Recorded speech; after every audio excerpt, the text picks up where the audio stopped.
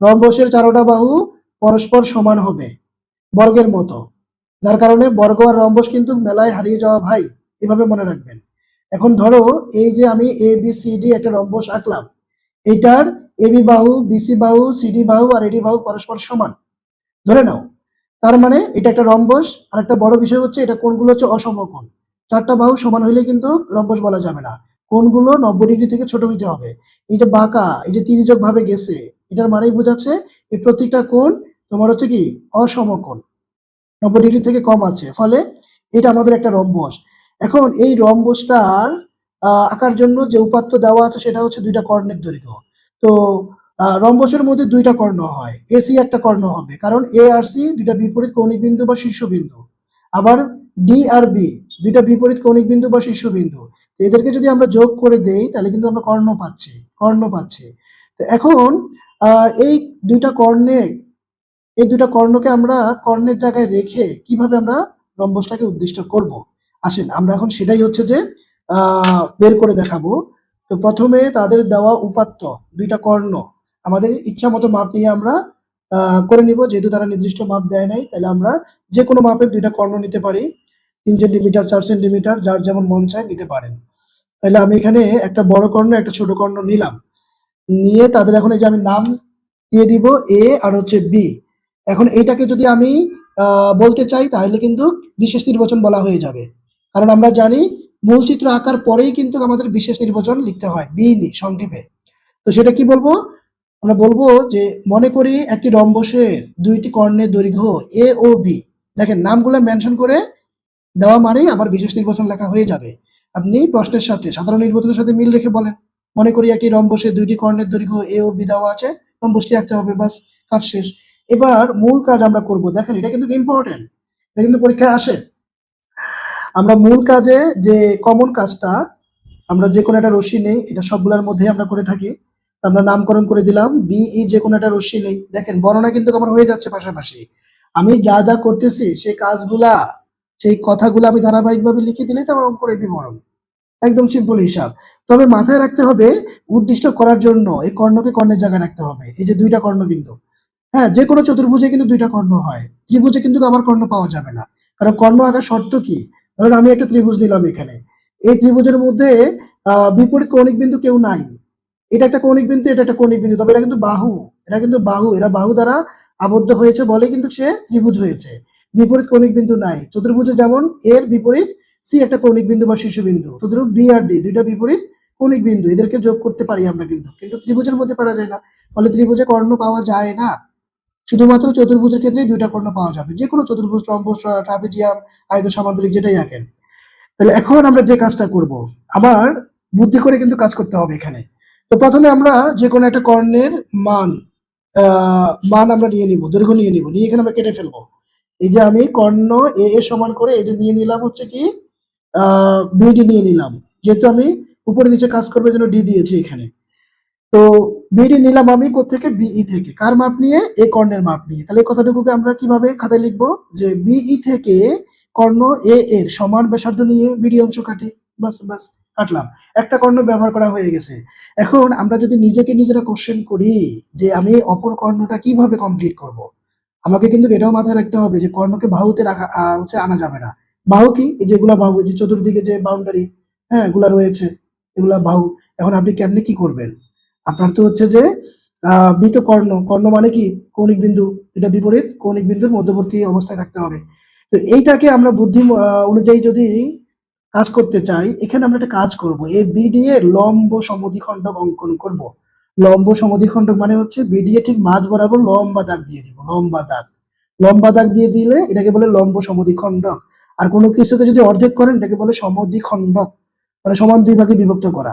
যেমন দুই বাহুকে কিন্তু আমরা সমদ্বিখণ্ডিত করব, মাঝ বরাবর এটার জায়গাটা চিহ্নিত করব, হ্যাঁ, আর এটার লম্ব সমদ্বিখণ্ডক আঁকবো, মানে মাঝ বরাবর লম্বা দাগ দিয়ে দিব। ঠিক আছে, লম্ব মানে তো বরাবর 90 ডিগ্রি, সোজা স্ট্রেট সোজা। তো এটা করার জন্য এই বিডি এর মাঝখান বরাবর বা মাঝখান থেকে বেশি, মানে অর্ধেক বা অর্ধেকের থেকে বেশি ব্যাসার্ধ নিয়ে আমরা দুই পাশে বৃত্তচাপ আঁকবো। আপনি চাইলে এ পর্যন্ত নিতে পারবেন, ঠিক আছে, অর্ধেক বা অর্ধেকের থেকে বেশি। এখন অর্ধেকটা আমরা জানি না সঠিক কতটুকু, আমরা বেশিটাই নেই, অর্ধেকের থেকে বেশি ব্যাসার্ধ নিয়ে এই যে দেখেন দুই পাশে দুইটা বৃত্তচাপ করেছি। আমি এটা একটু উপরের দিকে তুলে দেই, হ্যাঁ, তাইলে করলাম। আবার বি কে কেন্দ্র করে আবার সেম দুই পাশে দুইটা বৃত্তচাপ আমি করে ফেলবো। দুটো বৃত্তচাপ পরস্পরকে কিন্তু ছেদ করতে হবে, ছেদ ছেদ না করলে কিন্তু হবে না, ছেদ না করলে কিন্তু হবে না, ঠিক আছে, পরস্পরকে ছেদ করতে হবে। তাহলে এখন আমরা যে কাজটা করলাম, বি মানে আমরা যে কাজটা করেছি এটা বর্ণনা না দিয়ে আমরা ডাইরেক্ট বলবো বিডি এর লম্ব সমদ্বিখণ্ডক এম এন আঁকি বা এল এইচ আঁকি বা জি এইচ আঁকি, যা মন চায় দিতে পারেন। আগে আমরা শিওর হয়ে নিব, এরকম একটা দাগ দিয়ে নিব মাঝ বরাবর গেছে কিনা। এই যে মাঝ বরাবর আসছে, এদিকে এদিকেও আসছে, হ্যাঁ, এদিকে শিওর হয়ে তারপর আমরা লম্বা দাগ দিব, এটাকে বলে লম্ব সমদ্বিখণ্ডক। এখন এটার নাম দিয়ে দেই, ধরো আমরা এম এন দিলাম, তাহলে আমরা বলবো কি যে বিডি এর লম্ব সমদ্বিখণ্ডক এম এন আঁকি, বিডি এর লম্ব সমদ্বিখণ্ডক এম এন আমরা আঁকলাম। আচ্ছা, ওকে, তাহলে লম্ব সমদ্বিখণ্ডক এম এন আঁকি। এবার আসেন, এই যে বি কর্ণ, এটাকে এবার আমরা অর্ধেক করে নিব, এটা সমদ্বিখণ্ডক নির্ণয় করব। তো সমদ্বিখণ্ডক নির্ণয় করার বুদ্ধি কি, এই যে আমরা একটা বৃত্তচাপ করলাম সেম ওইটার মতোই, তারপর এখানে একটা বৃত্তচাপ করব, এদিকে একটা বৃত্তচাপ করব,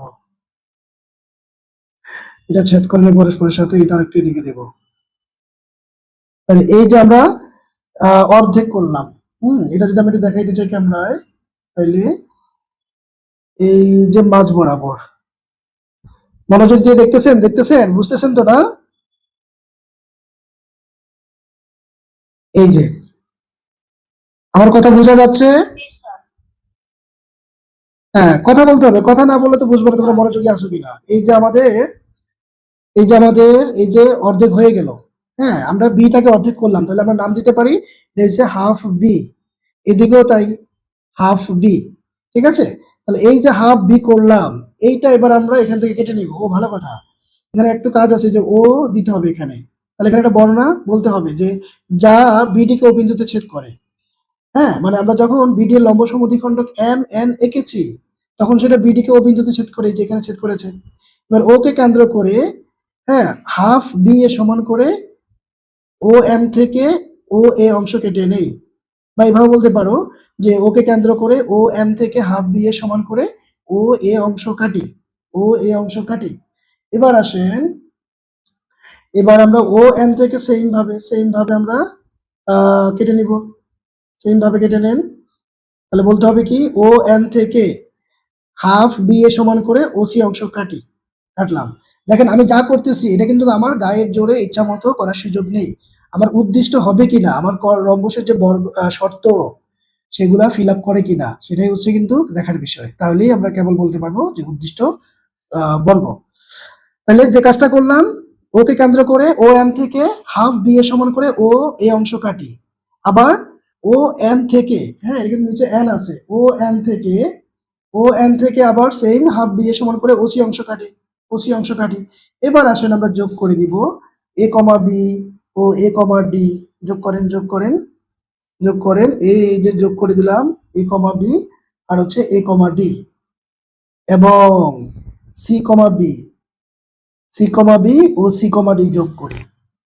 যোগ করার পরে এখন যে ঘটনাটা ঘটেছে এটা আমাদের উদ্দিষ্ট রম্বস হয়েছে কিনা আমরা একটু দেখতে চাই। আসেন, তাহলে এই রম্বসটার যে বাহুগুলো, এই বাহুগুলো হচ্ছে আমাদের এবি একটা বাহু, বিসি একটা বাহু, সিডি এবং এডি একটা বাহু। এখন এই সবগুলো বাহু সমান আছে কিনা, কারণ রম্বস মানে চার বাহু সমান থাকতে হবে। এই যে এটা হালকা একটু বেশ কম হয়ে গেছে, হ্যাঁ, এখানে এই জায়গায় আসার কথা ছিল, আমি একটু দূরে নিয়ে গেছি, এই ঠিক আছে। তারপর হচ্ছে এই যে, তারপর হচ্ছে এই যে, বাস, আমার চারোটা বাহু সমান সমান, এবং কর্ণ যেটা বি এবং ডি পরস্পরের বিপরীত দিকে আছে, কিন্তু বি এবং ডি তারা কৌণিক বিন্দু পরস্পরের বিপরীত পাশে আছে, ফলে বিডি একটা কর্ণ যেটা আমার এই যে এ কর্ণের সমান ভাবে আছে। তারপরে আরেকটা কর্ণ বি, এই যে বলেছিলাম কর্ণ কর্ণের জায়গায় রাখতে হবে, তাহলে আমাদের তো দুইটা কর্ণ, হ্যাঁ, বি একটা কর্ণ, এ একটা কর্ণ, এ কর্ণকে ব্যবহার করেছি বিডি এর জায়গায়, তারপর বি কর্ণকে আমরা দেখতে চাই এসি এর জায়গায় আছে কিনা, এই যে দেখেন এসি এর জায়গায় আমার কিন্তু বি কর্ণ আছে। তাহলে কর্ণ দুইটাকে কর্ণের জায়গায় রেখে বাহুগুলোকে আমরা ঠিক রেখে মানে একই সমান রেখে চারোটা বাহুকে একরকম করতে পেরেছি বলেই এখন এটা আমাদের উদ্দিষ্ট রম্বস। বাস, এখন আমি কি এটা বর্ণনাটা শুরু থেকে একবার বলে দিব? এটা বর্ণনা শুরু থেকে একবার বলে দিব কিনা, আমাকে বলতে হবে। একবার বলে দিলে ভালো। আচ্ছা আচ্ছা, ঠিক আছে ঠিক আছে। দেখেন, বিশেষ নির্বাচনে আমরা বলবো, মনে করি একটি রম্বসের দুইটি কর্ণের দৈর্ঘ্য এ ও বি দেওয়া আছে, রম্বসটি আঁকতে হবে। ওকে, এবার আসেন অঙ্কনের বিবরণ। বিই যে কোনো একটা রশ্মি নেই, বিই থেকে এ বাহু সমান করে বিডি অংশ কাটি, 2 নাম্বার কাজ। 3 নাম্বার কাজ হচ্ছে বিডি এর লম্ব সমদ্বিখণ্ড এম এন অঙ্কন করি, এম এন অঙ্কন করি, এম এন অঙ্কন করি। যা এই যে অঙ্কন করতে গিয়ে কিন্তু এই যে বিডি এর উপর দিয়া গেছে, এই গেছে মানে এই জায়গায় ছেদ করেছে, ফলে এটার নাম হয়ে গেছে ও। এই জন্য আমরা বলবো যা বিডি কে ও বিন্দুতে ছেদ করে। এবার ও এম থেকে হাফ বি, এই যে বি কে যে আমরা অর্ধেক করে ফেলেছি, এটার বর্ণনা বলা দরকার নাই। ঠিক আছে, কিভাবে করছি কখন করছি এটা বলা দরকার নাই, জাস্ট বলবেন ও এম থেকে হাফ বি এর সমান ব্যাসার্ধ নিয়ে ও এ অংশ কাটি, এবং ও এন থেকে, ঠিক আছে, ও এন থেকে আবার হাফ বি এর সমান করে, এদিকে আমাদের হাফ বি আছে, আমরা যদি লিখে দিতে চাই যে এইদিকে হচ্ছে হাফ বি, এদিকে হচ্ছে আমাদের হাফ বি, তাহলে হাফ বি এর সমান ব্যাসার্ধ নিয়ে ও এন থেকে ওসি অংশ কাটি। তারপরে ফাইনালি এ কমা বি এবং এ কমা ডি এবং বি কমা সি ও সি কমা ডি যোগ করি, আগে উপরের গুলা বলবেন তারপর নিচের গুলা যোগ করি। সুতরাং A B C D উদ্দিষ্ট rhombus, bus bus bus bus.